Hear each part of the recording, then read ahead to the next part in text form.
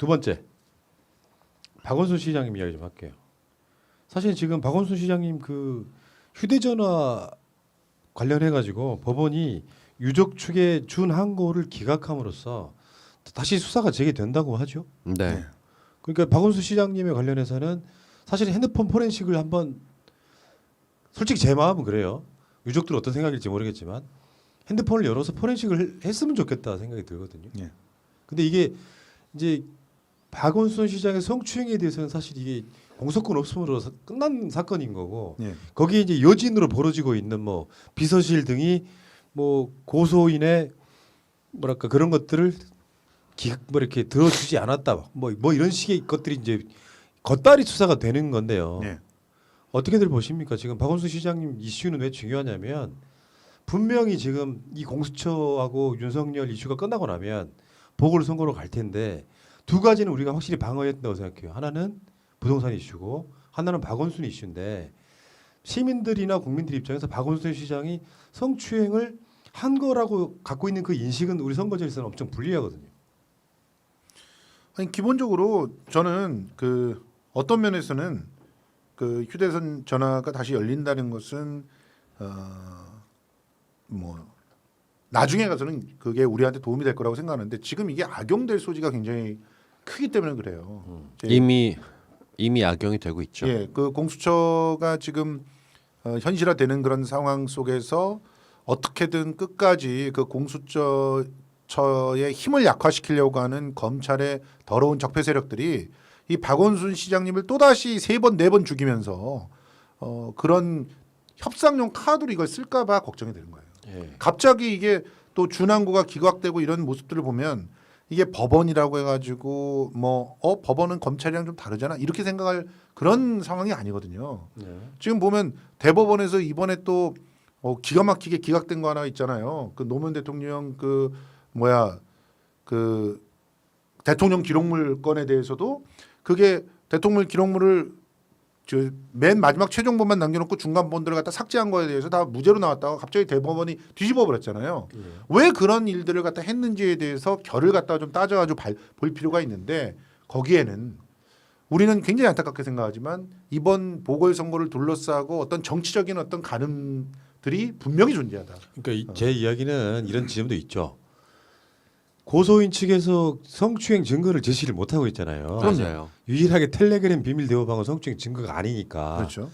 그러면 당했던 사람이 그 정도면 박원순 시장이 핸드폰을 열었을 때 뭐가 나올 수 있겠습니까? 그러니까 우리는 보통 이럴 때 이제까지로 보면 별건 수사로 이어지죠. 당연하죠. 그리고 그건 모욕 주기로 나가게 되고 예. 사실 그거보다 큰 거 아니다 하면서 그들이 원하는 거는 그들 주장대로 성폭력의 피해자 가해자로 나눠서 처벌받는 게 아니라 박원순을 모욕하는 쪽으로만 쓰려고 합니다. 저희는 정말 어이가 없는 게 발인날 정도 뭔가 증거를 제시했으면 빼도 박도 못하는 무언가가 나왔어야 돼요. 예. 근데 그건 언제든지 조작 가능한 무언가 이게 비밀이다.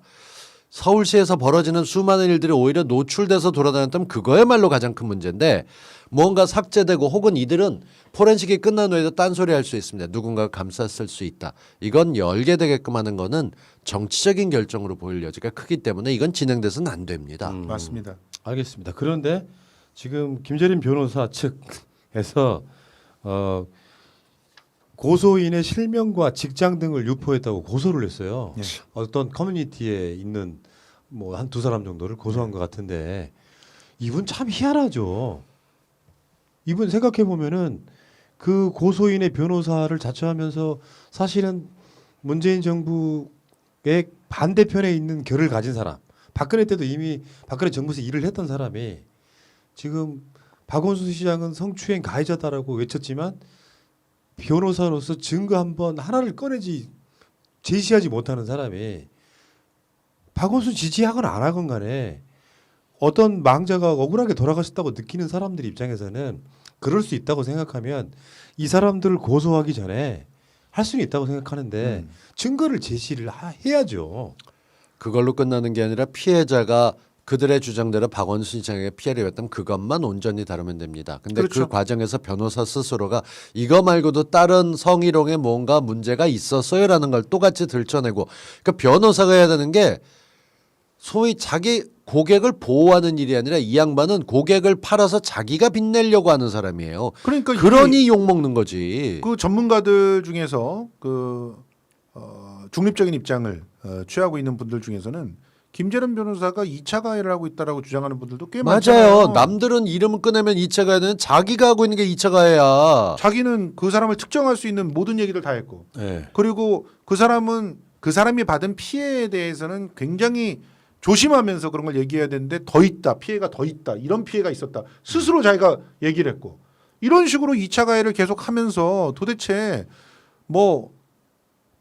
이 상황 속에서 우리가 애써 좀 이해를 해줄 수 있는 부분이라면, 지금 이 그 피해자라고 하는 분이 성폭행 피해를 당했다는 전제 하에서 그 성폭행 피해에 대한 억울한 마음들이나 혹은 법적인 어떤 그 조치들을 풀어주기 위해서 오바를 했다, 이렇게 이해를 할 수가 있는 건데, 지금 하는 거 보면은 그 성폭행 피해 자체에 대해서는 또 얘기를 이런 방법 한 적이 없어요. 좀 거칠게 말씀드리면 저희는 성수영이나 저나 푸나님이나 저희는 이런 문제에 있어서 늘 가해자가 아닌 피해자 편이었어요. 예. 당연히 여성의 당연히 머리가 피해자 중요하다 편이죠. 했는데 처음 나왔던 과정부터 미적했지만 저희가 지금도 이렇게 조심스럽게 말하는 게, 보통은 문제가 생기면 증거를 갖고 경찰을 찾아갑니다. 근데 검찰을 찾아가서 딜을 하다가 그다음에 검찰을 못 믿으니까 딜을 하고, 그리고 발인 날 뭔가 충격적으로 몰아가기로 했는데 실패. 그러고 난 다음에 지금은 전화가 나왔어요. 그럼 발견돼서 그거 열어보면 뭐가 나올 거다. 신락 같은 희망으로 증거를 제시하는 게 아니라 남자라면 폰에 뭐 하나 야한 사진 하나 이렇게 이런 느낌이 들어요. 정말 그래요. 짜증나는 그러니까 지금 상황이에요. 그 이쪽 이야기를 잘 모르시는 분한테 정리를 좀 해드려야 돼요. 아까 왜 김성수 평론가가 성폭행이라는 이야기를 했냐면, 그 고소인이 박원순 시장과 이 일이 있기 전에 같은 사무실 근무하던 직원한테 성폭행을 당해요. 당했다고 주장을 하죠. 그러니까 당했다고 주장을 해서 네. 술을 먹고 이제 뭐 모텔에 간내만에 하면서 이 사건을 맡은 사람이 김재련인데, 예. 김재련한테 그 상황들을 털어놓다가 박원순 시장한테도 성추행을 당했어요라고 주장을 한 것처럼 보이죠. 그러니까 그 성폭행 사건은 아예 묻어버린 상태에서 성추행 사건을 떠올렸고, 그것이 박원순 시장 모르게 언론사 취재까지 들어간 상황에서 박원순 시장에게 알려지고 나서 박원순 시장이 극단적인 선택을 하는 상황인데, 내가 그 사건 벌어지고 나서 계속 이야기했던 게 그런 거예요. 박원순 시장의 유서를 보면 그분의 평상시 인격으로 보았을 때 이 사건에 대한 인정을 하고 돌아가신 게 아니고, 아니에요. 진짜로 전혀. 인정을 했다면 피해자라고 주장하는 사람에 대해서 사과의 말이 있었을 거 아닙니까? 당연하죠. 그러니까 박원순 시장은 우울증도 있었다고 하고, 그래서 박원순 시장은 사실 억울함에 돌아가셨을 가능성이 높은데, 이 상황들에 대해서 지금 김재련 씨는 그 실명 같다고 실명 유포자를 고소하는 형태. 하지만 이분이 이런 정도의 자격이 있으려면은 최소한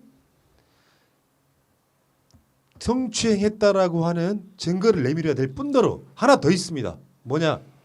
이거 고소거리 안 되는 게, 미투의 기본 원리는 이 사람이 미투를 했다라고 하는 사람이 자기 이름과 얼굴을 까고, 서지현이나 김지은처럼 까고 공개적으로 뭔가를 하는 걸 미투라고 하는 거지. 그러니까 이 사람이 피해자라고 주장하는 사람이 실명을 까는 행위 자체는 어쩌면 정당할 수도 있는 겁니다.